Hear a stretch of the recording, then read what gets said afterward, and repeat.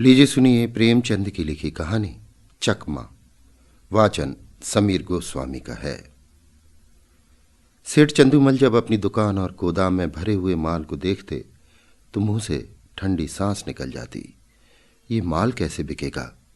Bank का सूद बढ़ रहा है, दुकान का किराया बढ़ रहा है, कर्मचारियों का वेतन बाकी पड़ता जाता है।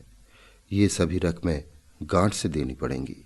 अगर कुछ दिन यही हाल रहा तो दिवाली के सिवा और किसी तरह जान न बचेगी। जिस पर भी धरने वाले नित्य सिर पर शैतान की तरह सवार रहते हैं। सेठ चंदूमल की दुकान चांदनी चौक दिल्ली में थी। मुफसिल में भी कई दुकानें थीं। जब शहर कांग्रेस कमेटी ने उनसे विलायती कपड़े की खरीद और बिक्री के विषय में प्रतिज्ञा करानी चाही तो उन्होंने कुछ ध्यान न दिया।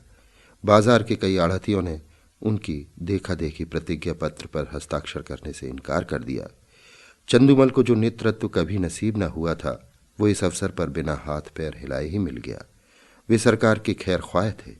साहब बहादुरों को समय समय पर डालियां नजर देते थे। पुलिस से भी घनिष्ठता थी। म्यूनिसिपैलिटी के सदस्य भी थे। कांग्रेस के व्यापारिक कार्यक्रम का विरोध करके अमन सभा के कोषाध्यक्ष बन बैठे। वो इसी खैर ख्वाही की बरकत थी। युवराज का स्वागत करने के लिए अधिकारियों ने उनसे 25,000 के कपड़े खरीदे। ऐसा सामर्थ्य पुरुष कांग्रेस से क्यों डरे? कांग्रेस है किस खेत की मूली? पुलिस वालों ने भी बढ़ावा दिया। मुआहदे पर हरगिज दस्तखत न कीजिएगा। लाला जी के हौसले बढ़े। उन्होंने कांग्रेस से लड़ने की ठान ली। उसी के फलस्वरूप 3 महीने से उनकी दुकान पर प्रातःकाल से 9 बजे की रात तक पहरा रहता था। पुलिस दलों ने उनकी दुकान पर वॉलंटियरों को कई बार गालियां दी, कई बार पीटा। खुद सेठ जी ने भी कई बार उन पर वाण चलाए, किंतु पहरे वाले किसी तरह न टलते थे। बल्कि अत्याचारों के कारण चंदूमल का बाजार और भी गिरता जाता। मुफस्सिल की दुकानों से मुनीम लोग और भी दुराशाजनक समाचार भेजते रहते थे। कठिन समस्या थी। इस संकट से निकलने का कोई उपाय न था। वे देखते थे जिन लोगों ने प्रतिज्ञा पत्र पर हस्ताक्षर कर दिए हैं वे चोरी छिपे कुछ न कुछ विदेशी माल बेच लेते हैं। उनकी दुकानों पर पहरा नहीं बैठता। ये सारी विपत्ति मेरे ही सिर पर है। उन्होंने सोचा, पुलिस और हाकिमों की दोस्ती से मेरा भला क्या हुआ? उनके हटाए ये पहरे नहीं हटते। सिपाहियों की प्रेरणा से ग्राहक नहीं आते। किसी तरह पहरे बंद हो जाते तो सारा खेल बन जाता। इतने में मुनीम जी ने कहा, लाला जी ये देखिए, कई व्यापारी हमारी तरफ आ रहे हैं। पहरे वालों ने उनको न जाने क्या मंत्र पढ़ा दिया है, सब चले आ रहे हैं। चंदूमल, अगर इन पापियों को कोई गोली मार देता तो मैं बहुत खुश होता। ये सब मेरा सर्वनाश करके दम लेंगे। मुनीम, कुछ हेठ ही तो होगी। यदि आप प्रतिज्ञा पर हस्ताक्षर कर देते तो ये पहरा उठ जाता। तब हम भी वो माल किसी न किसी तरह खपा देते। चंदूमल, मन में तो मेरे भी यही बात आती है, पर सोचो अपमान कितना होगा। इतनी हेकड़ी दिखाने के बाद फिर झुका नहीं जाता। फिर हाकिमों की निगाह में गिर जाऊंगा और लोग भी ताने देंगे कि चले थे बचा कांग्रेस से लड़ने। ऐसी मुंह की खाई के होश ठिकाने आ गए। जिन लोगों को पीटा और पिटवाया और जिनको गालियां दी, जिनकी हंसी उड़ाई, अब उनकी शरण कौन मुंह लेकर जाऊं? मगर एक उपाय सूझ रहा है। अगर चकमा चल गया तो पौ 12 है। बात तो तब है जब सांप को मारूं, मगर लाठी बचाकर। पहरा उठा दूं पर बिना किसी की खुशामद किए। 9 बज रहे थे। सेठ चंदूमल गंगा स्नान करके लौट आए थे और मसनद पर बैठकर चिट्ठियां पढ़ रहे थे। अन्य दुकानों के मुनीमों ने अपनी विपत्ति कथा सुनाई थी। एक एक पत्र को पढ़कर सेठ जी का क्रोध बढ़ता जाता था।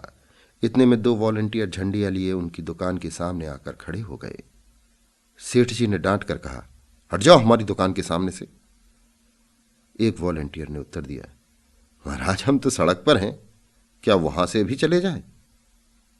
सेठ जी, मैं तुम्हारी सूरत देखना नहीं चाहता। वॉलंटियर, तो आप कांग्रेस कमेटी को लिखिए। हमको तो वहां से यहां खड़े रहकर पहरा देने का हुक्म मिला है। एक कांस्टेबल ने आकर कहा, क्या है सेठ जी, ये लौंडा क्या टर्राता है? चंदूमल बोले, मैं कहता हूं कि दुकान के सामने से हट जाओ, पर कहता है ना हटेंगे ना हटेंगे। जरा इसकी जबरदस्ती देखो। कांस्टेबल वॉलंटियर से, तुम दोनों यहां से जाते हो कि आकर गर्दन नापूं?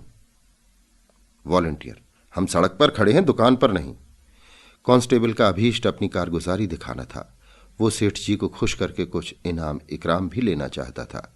उसने वॉलंटियरों को अपशब्द कहे और जब उन्होंने उसकी कुछ परवाह न की तो एक वॉलंटियर को इतनी जोर से धक्का दिया कि वो बेचारा मुंह के बल जमीन पर गिर पड़ा।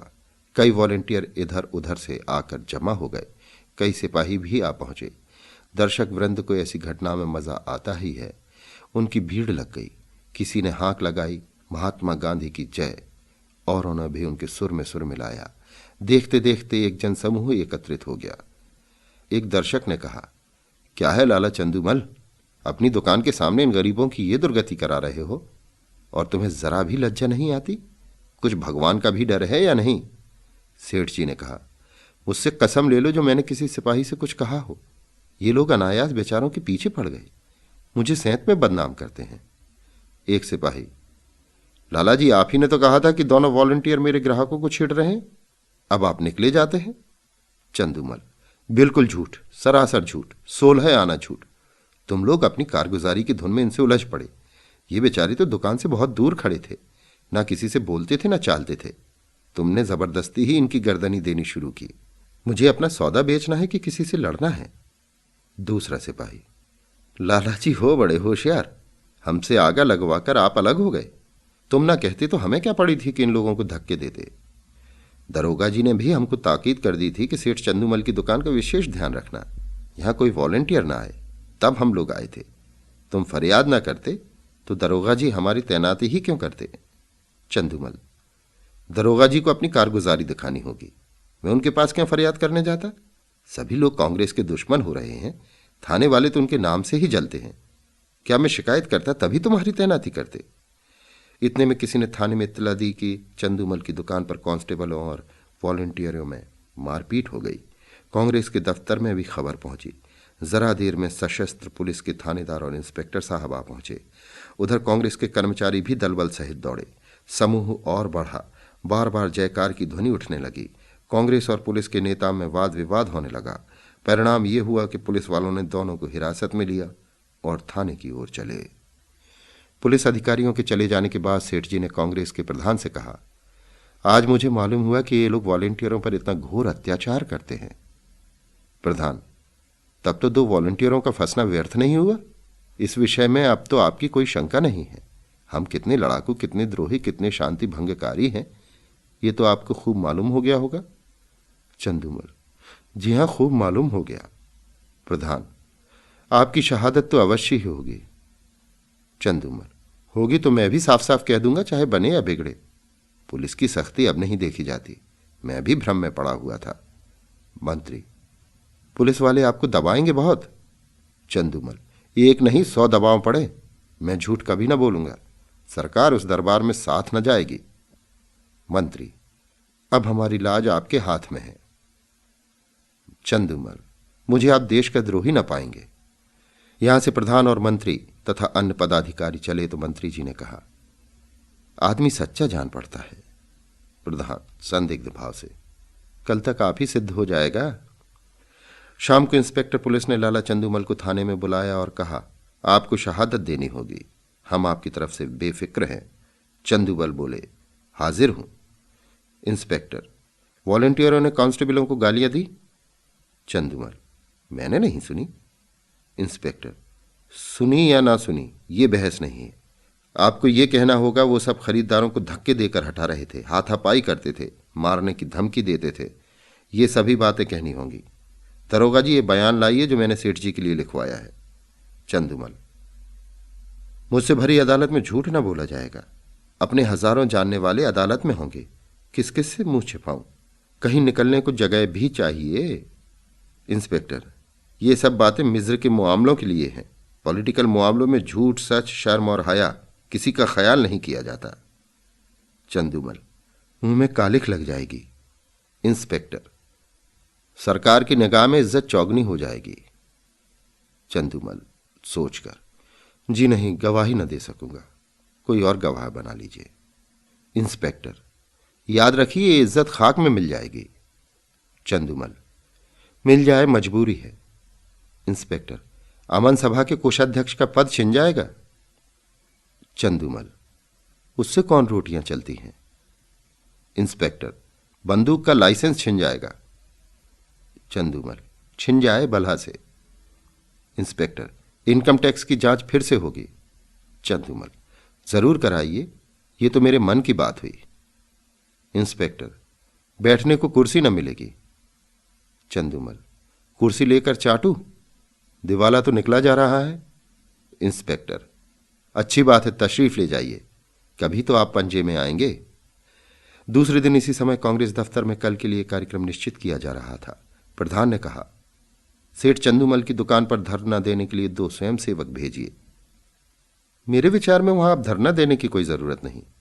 प्रधान, क्यों, उन्होंने अभी प्रतिज्ञा पत्र पर हस्ताक्षर तो नहीं किए? मंत्री, हस्ताक्षर नहीं किए, पर हमारे मित्र अवश्य हो गए। पुलिस की तरफ से गवाही न देना यही सिद्ध करता है। अधिकारियों का कितना दबाव पड़ा होगा, इसका अनुमान किया जा सकता है। ये नैतिक साहस में परिवर्तन हुए बिना नहीं आ सकता। प्रधान, हां, कुछ परिवर्तन तो अवश्य हुआ है। मंत्री, कुछ नहीं महाशय, पूरी क्रांति कहना चाहिए।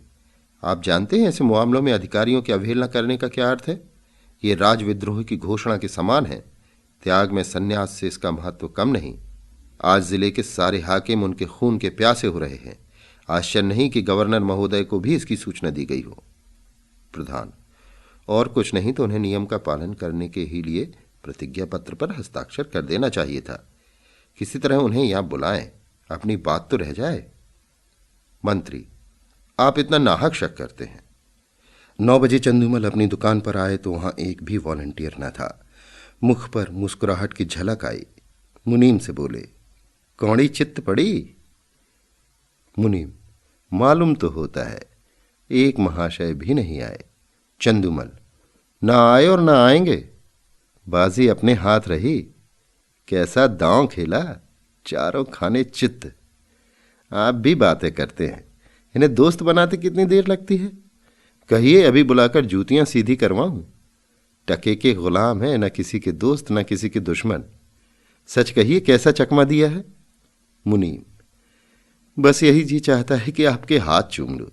सांप भी मरा और लाठी भी न टूटी, मगर कांग्रेस वाले टोह में होंगे। चंदूमल, तो मैं भी तो मौजूद हूं। वो डाल डाल चलेंगे तो मैं पात पात चलूंगा। विलायती कपड़े की गांठ निकलवाइए और व्यापारियों को देना शुरू कीजिए। एक अठवारे में बेड़ा पार है। अभी आप सुन रहे थे प्रेमचंद की लिखी कहानी चकमा। वाचन समीर गोस्वामी का था।